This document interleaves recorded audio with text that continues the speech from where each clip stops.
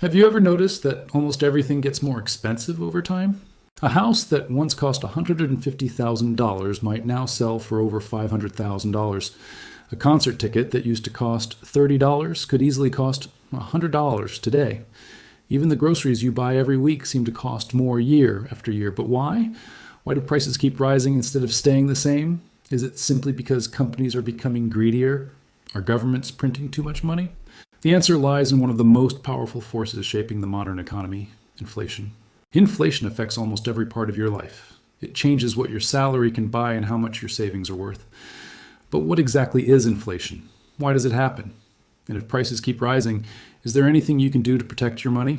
In this documentary, we'll answer all of those questions, and you'll understand why it shapes the economy more than most people realize. What is inflation?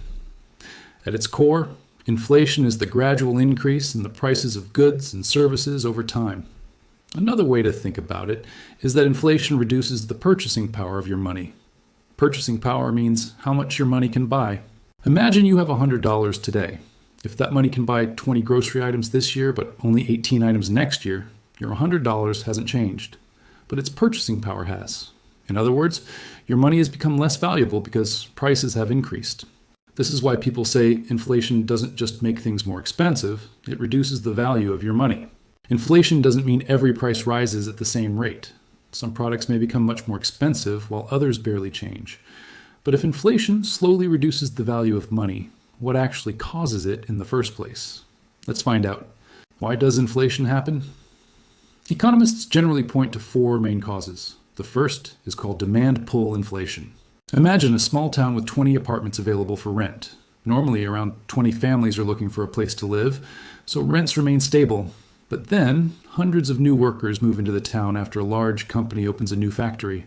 Suddenly, 50 families are competing for 20 apartments. Because demand is now greater than supply, landlords begin raising rents. More people are competing to buy the same limited goods. The second cause is cost-push inflation. Imagine you own a furniture company. One day, the price of wood increases and shipping costs rise. Producing each table now costs much more. If you keep selling at the old price, your profits disappear, so you increase your prices. The third cause is built-in inflation, often called the wage price spiral. As prices rise, workers need higher wages to maintain their living standards. Businesses face higher labor costs and increased prices. Those higher prices raise the cost of living further, leading to more pay raises. The fourth cause is an increase in the money supply. Imagine everyone in a town suddenly receives an extra $1,000 overnight. People have more money to spend, but there aren't more goods to buy. As buyers compete, businesses realize they can raise prices. In reality, inflation is driven by a combination of these factors. But how do governments actually measure inflation? If inflation is simply the overall rise in prices, how do economists actually measure it? The most widely used method is called the Consumer Price Index, or CPI. The CPI tracks the prices of a basket of everyday goods and services that people regularly buy. This includes food, housing, transportation, healthcare, clothing, and entertainment. Imagine that this basket costs $1,000 this year. 1 year later, buying that exact same basket costs $1,030. That means the overall cost has increased by 3%. So the annual inflation rate is 3%. Simple enough. But here's something important. The CPI doesn't mean that every price increases by exactly 3%. Some prices may rise much faster, while others may barely change, or even fall. For example, rent and groceries might increase significantly, while the price of televisions or smartphones could stay the same or even decrease. That's why two people can experience inflation differently. Someone spending more on housing and food may feel inflation much more than someone who spends on stable products. In other words, the CPI is an average across the economy, not a perfect reflection of every person's daily expenses. If inflation makes life more expensive, why don't governments simply try to eliminate it completely? Is inflation good or bad? At first, inflation sounds like a bad thing. After all, wouldn't it be better if inflation were zero? Surprisingly, not always. Most central banks aim for a small amount of inflation, usually around 2% per year, because a small amount of inflation encourages people to spend and invest rather than keep their money sitting idle. Businesses attract more customers, invest in growth, create new jobs, and help keep the economy moving forward. But inflation isn't always good. If inflation becomes too high, prices can rise much faster than wages. Families lose purchasing power. Businesses face uncertainty, and saving money becomes much more difficult. At the other extreme is deflation, which happens when prices consistently fall instead of rise. But if people expect prices to be lower next month, they delay purchases. Spending slows, and the economy can begin to shrink.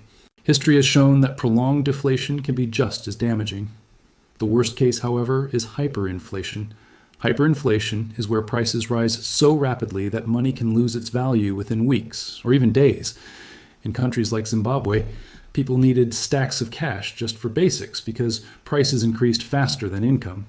In other words, the goal isn't to eliminate inflation completely. The goal is to keep it stable. But if stable inflation is so important, how do governments and central banks actually keep it under control?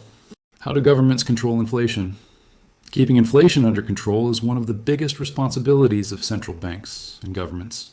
While they work together, they use different tools. One of the most powerful tools available to central banks is interest rates. An interest rate is simply the cost of borrowing money. When inflation becomes too high, central banks usually raise interest rates. Higher interest rates make borrowing more expensive. As a result, fewer people take out loans to buy homes, cars, or expand their businesses. With less money flowing through the economy, demand begins to slow, helping reduce inflation. But when inflation is too low and the economy starts slowing down, central banks often do the opposite. They lower interest rates. Lower interest rates make borrowing cheaper, encouraging people and businesses to take out loans, spend more, invest more, and create new jobs. As spending increases, inflation gradually moves back toward its target. Central banks can also influence how much money circulates in the economy by buying or selling government bonds. Buying bonds adds money to the financial system, while selling them removes money from circulation. Governments also play a role through taxes and public spending. Lowering taxes or increasing government spending leaves more money in people's hands, encouraging spending and economic growth. On the other hand, raising taxes or reducing government spending can help slow demand and ease inflationary pressure. In reality, controlling inflation is a balancing act. If governments and central banks do too little, inflation can spiral out of control. But if they do too much, economic growth can slow and unemployment may rise.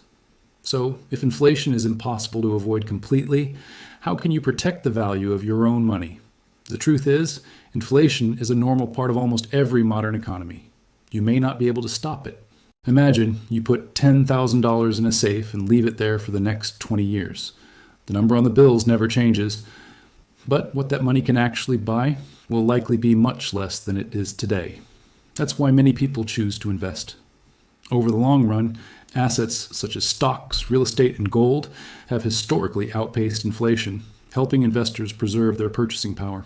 Of course, every investment carries risk, and no investment is guaranteed to outperform inflation. The important lesson isn't to chase the highest returns. It's to understand the difference between how much money you have and what it buys. Inflation is a force that affects your savings, your salary, your investments, and even the decisions made by governments and central banks. The more you understand inflation, the better you'll understand why prices change and why the value of money is never constant. Because in the end, understanding inflation isn't just about economics, it's about understanding how the world around you works. If you enjoyed this documentary, consider subscribing to Financial Cycles. Thanks for watching, and I'll see you in the next documentary.